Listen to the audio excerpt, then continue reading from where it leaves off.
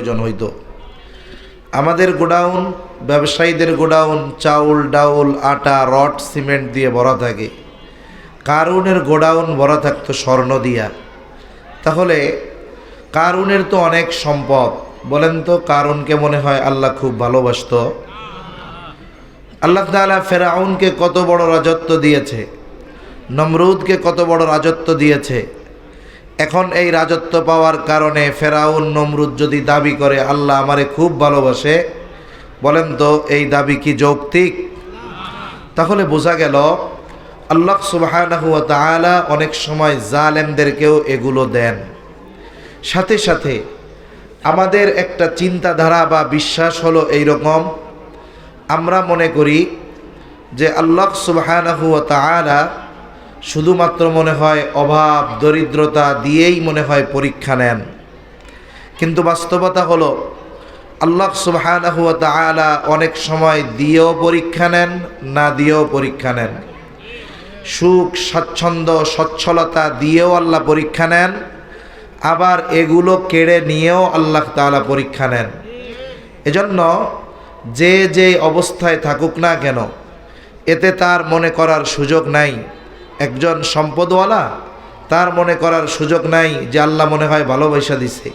তার মনে করতে হবে এটা আল্লাহ তাআলা আমাকে পরীক্ষার জন্য দিয়ে থাকতে পারেন।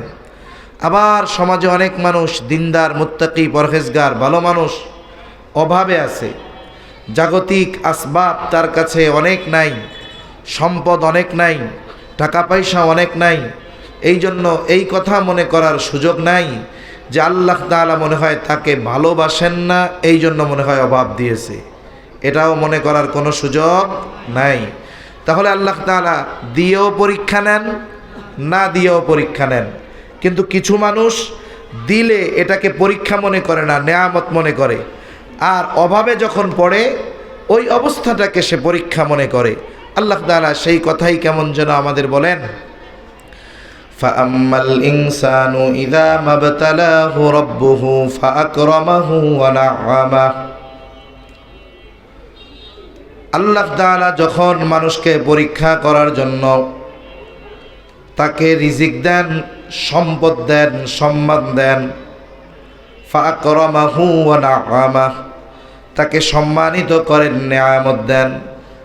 এই মানুষটা তখন বলতে থাকে ফায়াকুলু রব্বি আকরামান, আমার রব আমাকে সম্মানিত করেছে।